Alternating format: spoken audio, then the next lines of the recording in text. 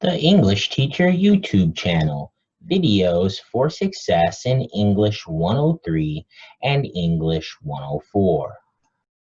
Hey everyone, and welcome back to the English Teacher YouTube channel. I'm here with a quick overview of generators that we cover in English 104, which is Night This is through Calvin University from their library. And so what we're looking at is largely a generator that allows you to plug information in, the correct information, and then hit the submit button down at the bottom of each one of these pages to generate or create that entry for your works cited page that you can then copy and paste onto your MLA works cited page in your paper. Now, please remember that with any generator, you are ultimately responsible for what it generates because you're the one plugging that information in. And so you always want to double check these with Purdue OWL or Saginaw Valley so that you can make sure those items are matching up correctly. However, we show Night because it tends to be one of the more solid generators out there. There are other generators that you can use as well, but will allow you to explore those on your own.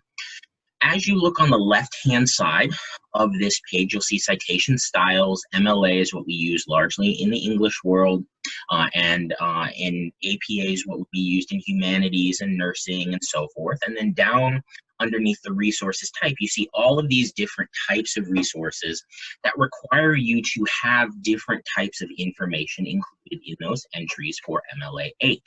So if you look at the middle of the page right now, you see that it has all of this information. And then when I click on encyclopedia, it changes the information to now include encyclopedia name, the edition, it's encyclopedia well-known, questions that we didn't have associated with the basic book. That's the main takeaway. So when you're looking at NightCite, you want to make sure that you understand what type of source it is that you are investigating. So the two primary sources, or not two primary, but two of the types of sources that we ask students to make sure they're knowing how to cite within English 104, and you probably know this from English 103, is anything coming from a database as well as a web page or a website. So if we look down this left-hand side, all the way down at the bottom, you'll see online only, and you'll see an entire website and then a web page. So an entire website is different than a web page. So I want to show you that just briefly. I have up here a website, which is CNN World News, and it's got tons of articles on it. So now once I click on one of these, such as this one here, I'm now on a web page within a website.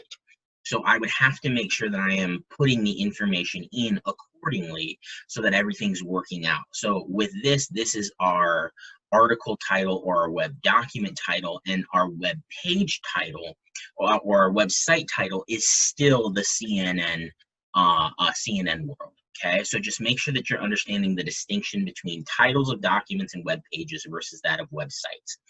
The overall website is what is enveloping or what is housing the web page and those titles. So the distinction is that when you come into a site like this and you need to find what type of source you're looking at, you want to make sure that in this case, if you're citing an article, you click on the web page and then you start to look through some of the information that's needed here. So for instance, the website title of what we looked at just a moment ago would have been CNN World or CNN World News. And then the document title would be the title of the web page that we visited. And then you would copy that full URL, which is in the address bar up here. Databases we'll get to in just a second. And then you'll see the entire website, and the entire website is a little different. It's not asking for a document title at this point. Instead, it's asking for just the website title and the publisher. So CNN would be a publisher, CNN World News. Okay, so that's how you cite websites as well as web pages. Oftentimes with databases, you are actually looking in the periodical. So journals are collections of academic articles. Magazines are the things that you obviously find in the checkout lines. They're more popular sources. Journals are more academic sources. And then newspapers are generally popular sources as well, but they're collections of things written by authors. And so you want to make sure that you're clicking on the right one as you go through. As you do so, if we click on journal, you'll notice that this information changed for us. And it doesn't look like there's tons here. However, what we need to make sure we're doing is we're clicking on the online down here at the bottom if we're looking at something that was found online. If we do so, you'll notice that it opens up some more information for us. If you have the DOI, you would make sure that you include the digital object identifier. If you don't have the DOI, then what it will ask for when you change that to no is it will say, well, okay, include the URL. And then it says, was it found using a database? You want to make sure that if you are in a database like ProQuest or Galen Context, you want to make sure you click yes, because that will open up that new box there. So that's kind of how to use NightSight in a nutshell as you go through. Of course, make sure that as you are working through these, if you come across any questions, always reach out to your instructor.